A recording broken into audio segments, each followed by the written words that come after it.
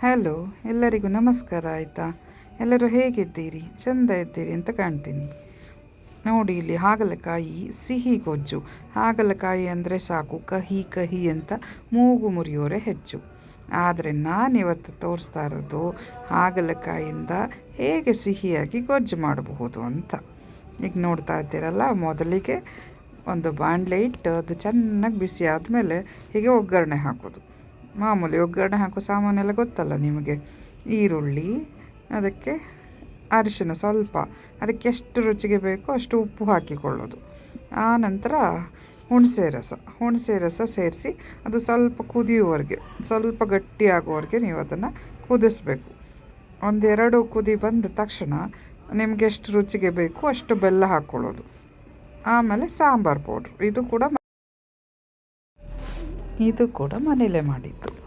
Recipe ಬೇಕು ಅಂತ ಕೇಳಿದರೆ ಮತ್ತೆ ಅದನ್ನು ಶೇರ್ ಮಾಡ್ತೇನೆ ಹೇಗೆ ಮಾಡೋದು ಅಂತ.